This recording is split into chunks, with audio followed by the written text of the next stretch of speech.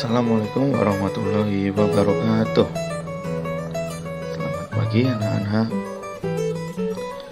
Kembali kita dalam video pembelajaran online kelas 5. Pada video pembelajaran hari ini kita akan belajar tema 1, subtema 2, pembelajaran 3. Bagaimana kabarmu hari ini? Perlu diingat, tetap melaksanakan protokol kesehatan seperti mencuci tangan menggunakan sabun, olahraga teratur, jaga jarak, dan jangan lupa gunakan masker saat bepergian. Tujuan pembelajaran kali ini, siswa dapat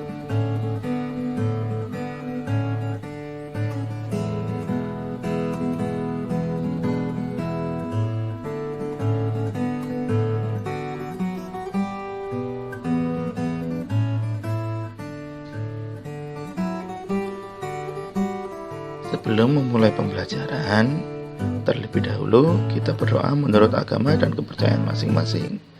Berdoa mulai. Berdoa selesai. Are you ready, guys? Let's go.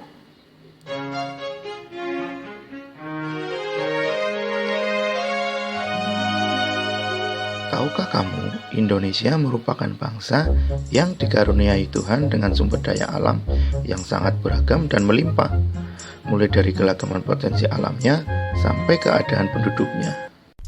Kids, Indonesia ini terkenal sebagai negara yang penuh dengan sumber daya alamnya. Berbagai sumber daya alam yang bisa dimanfaatkan apa aja sih? Yuk, Great Kids tunjukkan apa saja sumber daya alam dari Indonesia yang bisa dimanfaatkan. Hutan. Hutan di wilayah Indonesia ini adalah hutan terluas ketiga di dunia loh.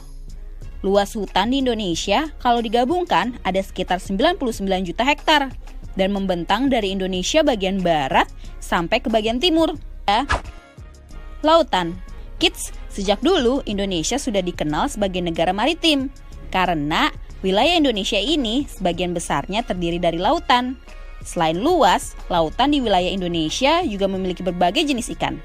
Potensi ikan di Laut Indonesia ini sudah mencapai 6 juta ton setiap tahunnya. Dan potensi ini membuat Indonesia berada di urutan keempat pada 2009. Minyak bumi. Minyak bumi merupakan cairan kental berwarna coklat gelap atau kehijauan yang sangat mudah terbakar dan berada di lapisan teratas dari beberapa area di kerak bumi. Minyak bumi ini masih cukup sering digunakan sebagai bahan bakar pembangkit listrik di Indonesia. Bumi, batu bara ini juga menjadi bahan bakar yang digunakan untuk pembangkit listrik. Batu bara ini adalah bahan bakar fosil yang terbentuk dari tumbuh-tumbuhan yang mati tertimbun tanah selama jutaan tahun. Lapisan itu akan terputus dari udara langsung dan mendapatkan tekanan terus-menerus dari lapisan di atasnya.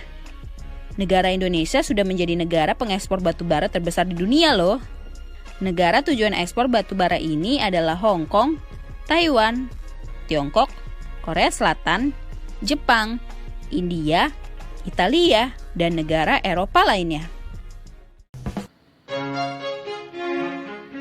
Kekayaan dan keberagaman yang dimiliki oleh Indonesia tidak sebatas sumber daya alam saja loh, namun juga kondisi kependudukannya. Kalian tahu jumlah penduduk Indonesia sekarang sekitar 254 juta jiwa dan tinggal dari Sabang sampai Merauke. Masing-masing pulau juga memiliki keberagaman suku, adat, budaya, dan agama.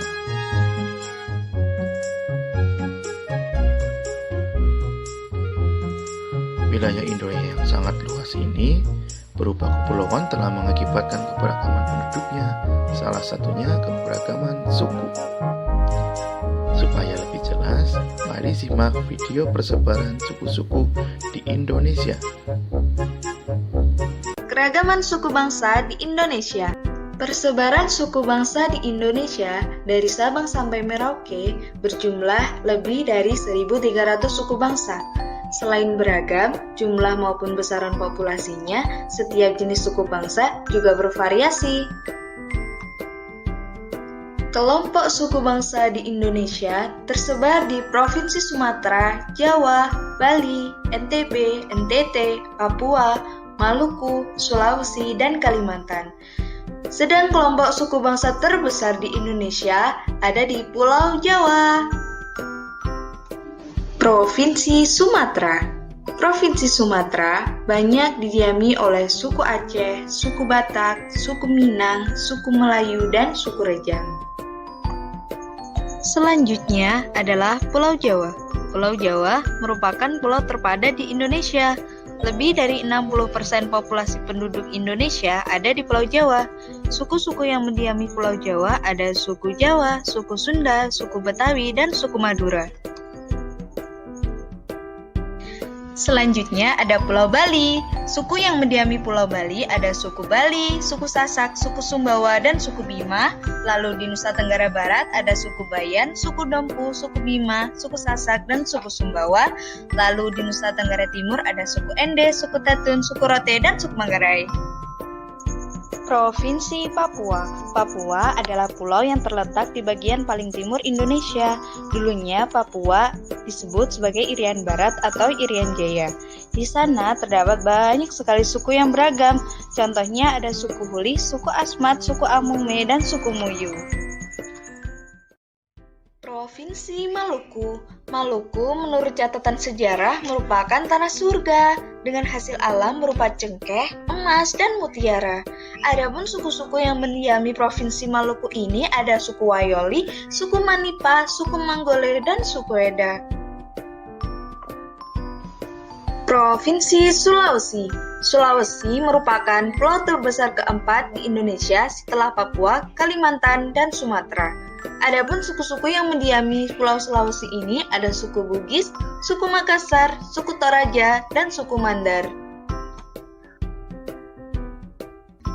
Dan yang terakhir ada Pulau Kalimantan. Kalimantan terkenal dengan julukan Pulau Seribu Sungai karena banyak sungai yang mengalir di pulau ini. Adapun suku yang mendiami Pulau Kalimantan ini ada suku Dayak, suku Banjar, suku Kutai, dan suku Pasar. Wow, luar biasa ya teman. Tahukah kamu suku di Indonesia itu ada sekitar 1.300 tersebar dari Sabang sampai Merauke. Menjaga kerukunan antar suku merupakan perilaku yang baik. Perilaku tersebut mencerminkan nilai-nilai luhur yang terkandung dalam sila Pancasila. Nilai luhur Pancasila itu kita jadikan pedoman untuk bersikap dalam kehidupan sehari-hari loh.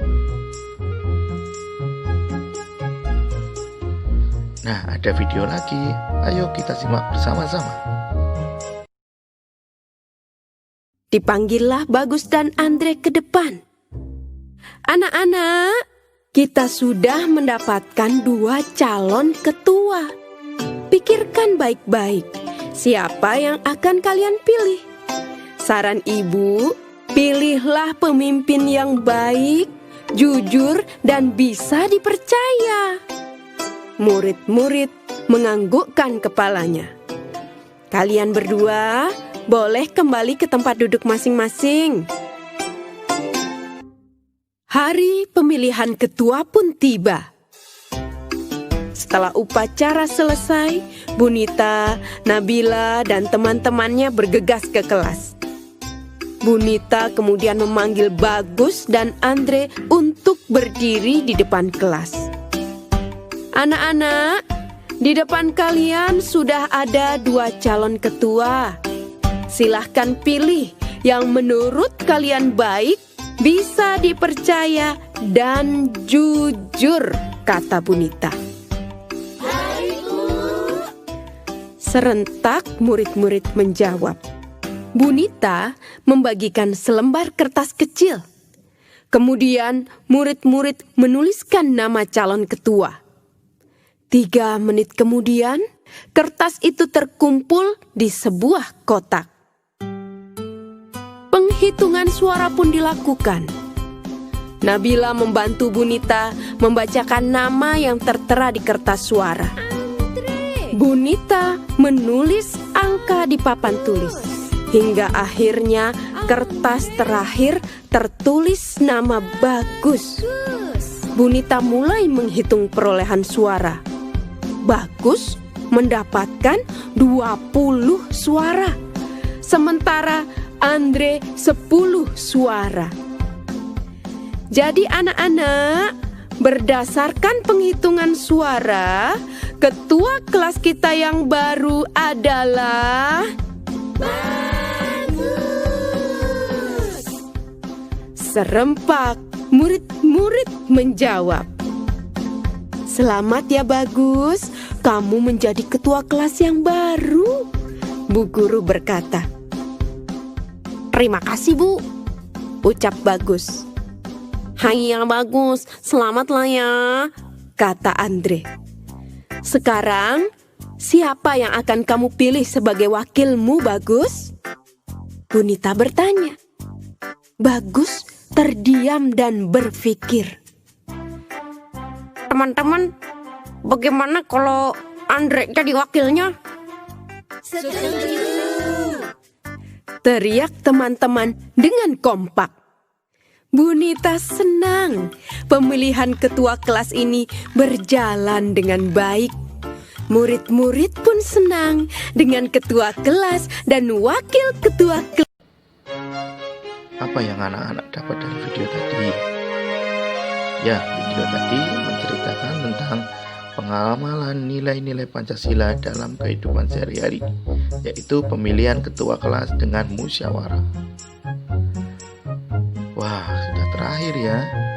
Kesimpulan pembelajaran kali ini, Indonesia merupakan negara yang memiliki keanekaragaman yang melimpah, mulai dari keanekaragaman alam hingga penduduknya. Keanekaragaman tersebut berupa suku, adat, budaya, dan agama yang tersebar dari Sabang sampai Merauke.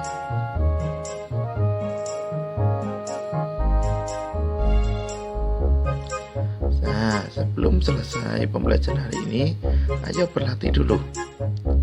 Bapak sudah menyediakan soal.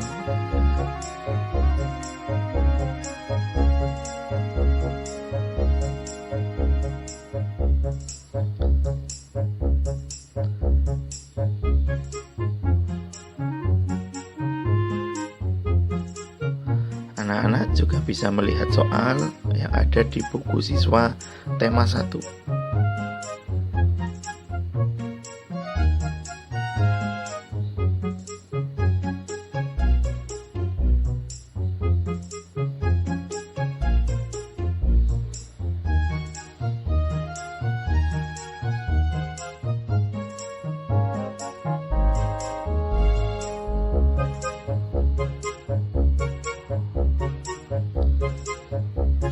Saat melakukan wawancara, tetap menggunakan aturan kesehatan yang berlaku ya anak-anak. Nah, sekian pembelajaran hari ini, semoga bermanfaat. Assalamualaikum warahmatullahi wabarakatuh.